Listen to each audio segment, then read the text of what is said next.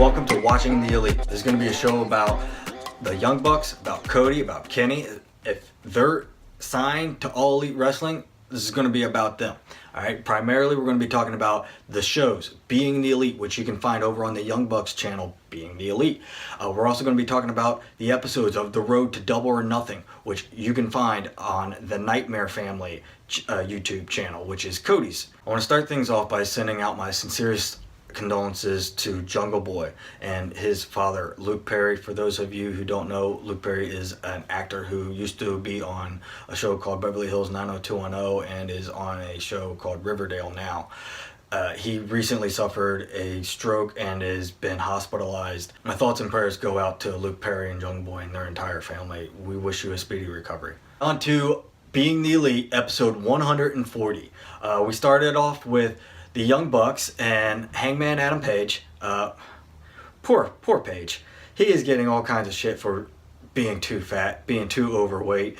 The guy just can't win. He just wants to look good. This is funny stuff. Completely trolling WWE for their history of Vince McMahon not liking overweight guys. We move on to Cody, who sure enough shits on Hangman Adam Page for being too fat also. But Cody also gives us an update on his surgery, which went well.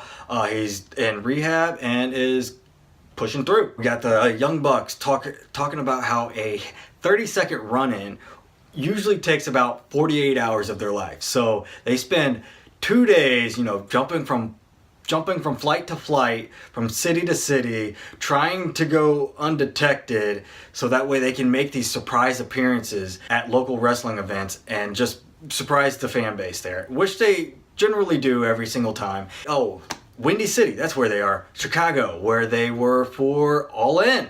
And they stopped by the Sears Center, which was the venue that held the All In event. Matt takes Nick up to the entrance of the Sears Center to show him a plaque that was placed there. And it's a plaque of the All In poster, which is really awesome. It's got Cody, Matt, and Nick Jackson. Their faces are on this plaque, and it's embedded there. It's really awesome that they did this over at the Sears Center. We move on to Joey Ryan, who for the last few weeks keeps getting attacked by guys in random cities because they just want to get the attention of Cody and the Young Bucks. They want to get signed to AEW. So Joey Ryan is freaking out. Anybody who comes up to him, he's telling them, they're not here. I promise, they're not here. And then just freaks out and runs away. Funny stuff from Joey. Can't wait to see more stuff from him in the future. What they do with him in AEW. It's going to be awesome. Then we have another little funny segment with the Bucks where Sammy G comes up to him and brings him a pretty cheap looking cake, which is addressed by MJF, who is undoubtedly one of the hottest heels right now in the business. He really is an asshole and he does it so well. And what's funny is, he comments on the dollar looking cake, and after he walks away, it's funny because Matt actually thinks that Sammy G is the one who's a prick and not MJF. On to SCU, who is living the high life. Christopher Daniels is on the phone demanding first class tickets for him, Kazarian, and Scorpio Sky. He then goes on to say that they all want individual suites, that they can't share rooms. And while Daniels is doing this on the phone, Kazarian and Scorpio Sky are lighting a cigar with a $20 bill. And as soon as SCU exits the screen, the camera pans right over to Dick Knox, who is quote unquote the brother of Rick Knox. For those of you who don't know, Rick Knox is a referee who likes to get involved. He is very much likes to get involved. He has a history with the Young Bucks, getting involved in their matches. He loves doing flips over the ropes. If you guys aren't familiar with Rick Knox, look him up. He's pretty entertaining to watch. Lastly, we got the Young Bucks at a show where Matt is explaining to Nick that, yeah, he gave the lighting guy a $500 handshake in order to turn the lights off at the right moment. And of course they kayfabe it up a little bit. Maybe there will be a ref bump and that'll be the perfect time or whatever. They go out, they confront the Lucha Bros, attack the Lucha Bros, cost them the match, and officially make the match the Young Bucks versus the Lucha Bros at Double or Nothing on May 25th. Gonna be awesome. Can't wait. And now on to The Road to Double or Nothing, episode 5. We're gonna kick things off with Jericho's interview, where he just goes on and on and on as one of the greatest heels of all time. Just saying how none of AEW would be happening without him. How he is the biggest star there, and it just wouldn't be as big as it is without him. Clearly, he's overplaying it as the heel that he is, and he's doing it so well. He is so great at it.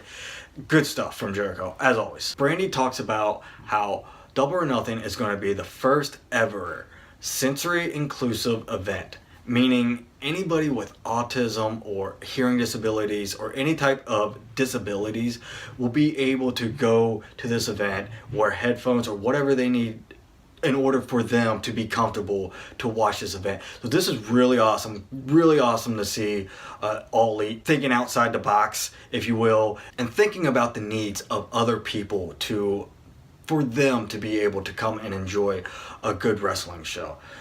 It's really awesome stuff that they're doing here. Cody, Brandy, and somebody else, I'm not sure who else is in the room with them, I do apologize, but they all play a game of trash get ball, where they continually ball up pieces of paper and the first person to get it into the basket is the one who will be able to call Bea Priestley to offer her the AEW contract, which of course goes to Brandy.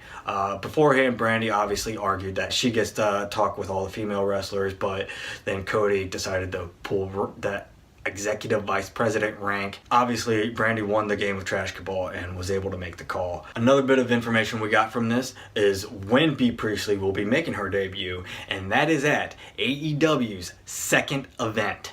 That's right, they announced it. AEW's second event is going to be in Jacksonville, Florida. It's going to be called Fight for the Fallen. And it will be happening in July. As far as I know, there is not an exact date set yet, but it is going to be in July. It will be in Jacksonville, and it is called Fight for the Fallen. And as they've been doing for the last few episodes on the Road to Double or Nothing, they keep on teasing who Cody's opponent will be. And there are all kinds of rumors out there. I personally would like to see Cody Rhodes versus Dustin Rhodes, but I don't think that's where they're going to go. Maybe they're holding out CM Punk. I don't know. I don't know who it's going to be. Whoever it is, it's got to be a big name, because they're making a big deal about it without really making a big deal about it. And it's really cool how they're just slowly building this up. Man, I'm really hoping that we find out who it is soon. Maybe it's Dean Ambrose, who knows? And that's just why they can't announce it yet, because he's still officially under contract with WWE. Awesome stuff. Can't wait for Double or Nothing. We're still 3 months away. A lot of build up to go. I mean, this is going to be a really awesome show. It's going to be bigger. I think it's going to be better than All In, and I personally loved All In. I thought it was great for what it was. Go ahead, guys, hit that like button, hit that subscribe button. I'll be doing videos on Being the Elite every week.